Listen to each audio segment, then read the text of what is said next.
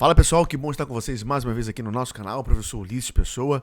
Não se esquece, se inscreve aí, dá um like no nosso vídeo para nós continuarmos propagando todas as informações referentes às ciências criminais e continuarmos aqui atualizados e atualizadíssimos, como eu sempre digo, no universo das ciências criminais. No vídeo de hoje, eu queria falar um pouquinho sobre o feminicídio. Na verdade, não é falar sobre o feminicídio em si, o que é o feminicídio, os detalhes dogmáticos consubstanciados na teoria e na dogmática penal. Eu queria trabalhar aqui com vocês pontos estratégicos práticos para você estar atuando, defendendo o seu paciente, como eu sempre digo, lá no tribunal do júri, no crime de feminicídio. Ou seja, quais as características, quais as estratégias que você precisa ter para você poder atuar na defesa olhando para o ponto de vista prático. Lembrando que o crime de feminicídio está consubstanciado no artigo 121, parágrafo 2º, inciso 6º do Código Penal. Como eu disse, eu não vou detalhar aqui o que é o feminicídio.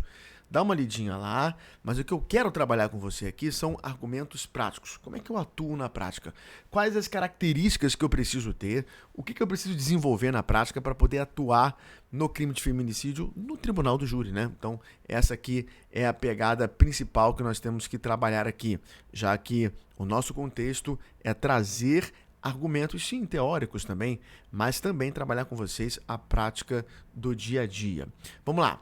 Primeira característica que você tem que ter para poder atuar no crime de feminicídio lá no tribunal do júri. Lembrando que o tribunal do júri, ele é um sistema bifásico, crimes dolosos contra a vida, então você tem que ter toda uma perspicácia, toda uma estratégia diferenciada para poder atuar. Então, a primeira coisa que você tem que saber é conhecer o caso profundamente, ou seja, é fundamental entender todos os aspectos do caso, os detalhes das provas, até as nuances do direito aplicável, ou seja, você tem que analisar detidamente a situação, o que aconteceu. Então, você tem que se aprofundar no caso, você tem que saber todos os detalhes para você conseguir atuar no tribunal do júri. Não é pegar as coisas lá do nada, ler rapidinho e tal. Não, não é assim.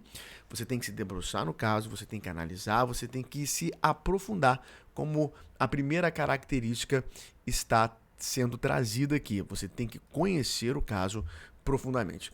A segunda característica para você trabalhar na defesa aí do feminicídio no tribunal do júri, crime doloso contra a vida, é comunicar-se efetivamente, ou seja, a habilidade de comunicação é vital. Você tem que ser claro, conciso, persuasivo ao apresentar argumentos para o júri.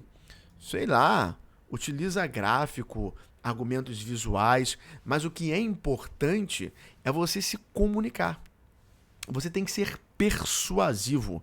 Você tem que fazer com que o júri consiga te entender.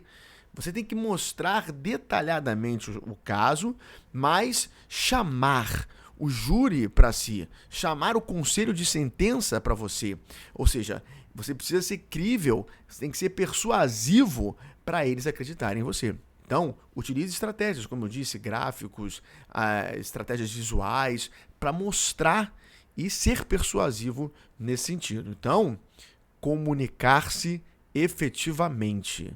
Terceira característica aí para você trabalhar na defesa, lá no júri, no caso de feminicídio, é estabelecer uma relação com o réu. O que é isso? Tem que construir um relacionamento de confiança com o teu paciente. Por quê? Porque isso vai facilitar a colaboração e o entendimento do caso.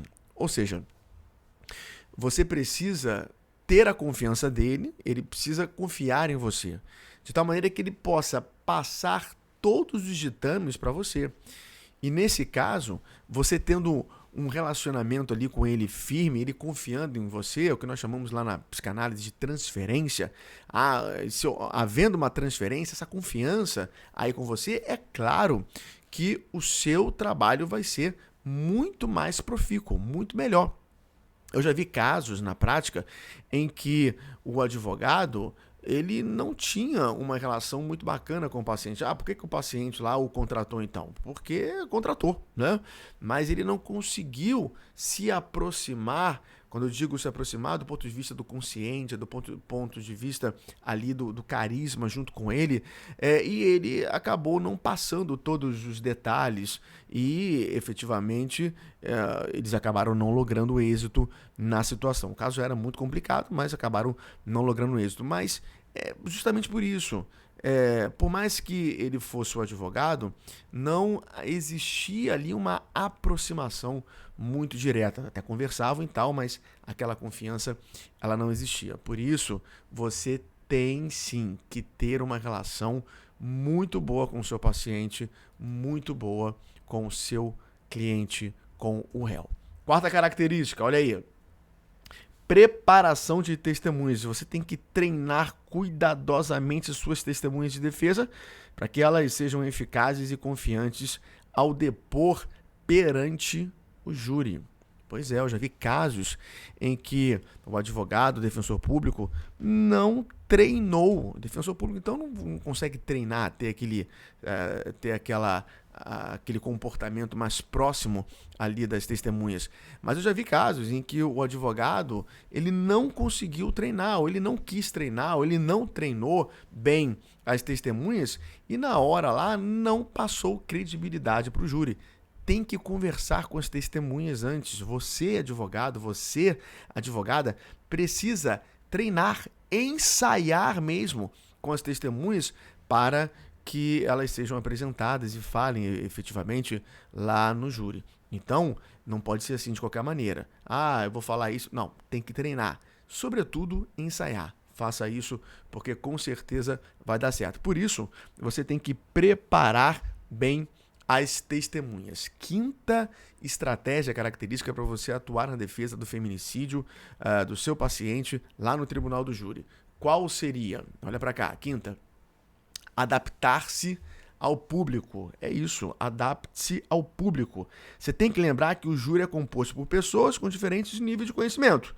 Então, evite jargões, evite questões, palavras muito complexas do direito e evite explicar a situação de maneira complexa. Você tem que se adaptar, você tem que ser flexível ali as questões e você tem que passar os pontos da maneira mais clara e fácil possível, porque você não pode sair falando, usando jargões jurídicos. Você tem que ser o mais dinâmico possível, o mais simplório possível para você puxar, para você atrair o conselho de sentença para você.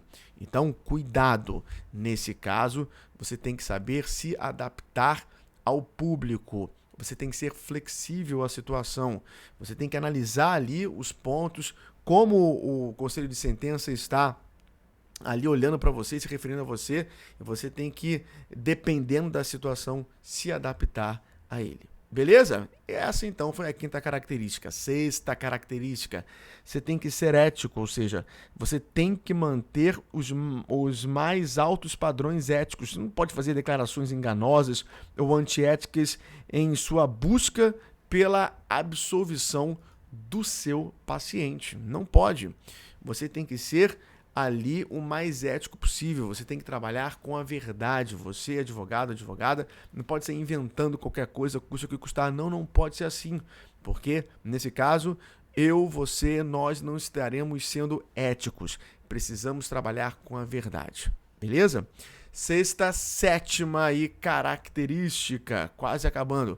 Você tem que controlar as emoções.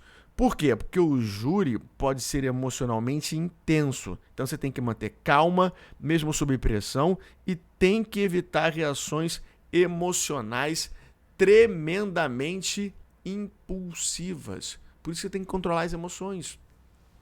Eu já assisti júris em que o advogado perdeu porque no ímpeto, ele não conseguiu equilibrar as emoções, ele não conseguiu controlar as emoções. E aí ele acabou perdendo ali a causa em virtude de não ter o controle ali das emoções, de não ter o equilíbrio das emoções. E por isso acabou falando coisas que não deveria e acabou sendo muito impulsivo, e é claro que isso não soou bem para o conselho de sentença. Então tem que ser calmo, tem que ser equilibrado, por isso você tem que controlar as emoções. Última característica, seja preparado e flexível. Como assim ser preparado e flexível? Tu tem que ter um plano, mas tem que estar disposto a adaptá-lo. Sabe por quê? Porque no júri nós temos reviravoltas. E aí você precisa ser flexível diante da situação. Você precisa ser flexível diante do que pode acontecer. Então, por mais que você tenha um plano, por mais que você já saiba o que você vai falar, você tem que estar ligado, você tem que estar ligada, antenada ao que pode acontecer e, nesse sentido, adaptar, ser flexível junto àquilo que você preparou. Compreendeu? Então, pessoal, essas são as características que você precisa levar na hora da defesa do seu paciente, o réu, né, como eu falo, do seu paciente, junto a um crime de feminicídio. Se você levar essas características, é claro que tem outras coisas, você tem que adaptar essas coisas que eu acabei de falar, você tem que incorporar algumas coisas, incluir outras coisas, mas se você seguir essa cartilha, com certeza você terá êxito lá no júri. Não estou dizendo que você vai ganhar tudo, não, mas você vai ter ali uma cartilha já pronta para você entrar no tribunal do júri e estar preparado para o desafio que é atuar no tribunal do júri. Tenho certeza que essas dicas vão te ajudar. Eu vou deixar o link aqui embaixo do nosso curso de prática. Nesse curso de prática, você vai ver que existem várias estratégias que nós trabalhamos, inclusive para o tribunal do júri, sobretudo ali no sistema bifásico.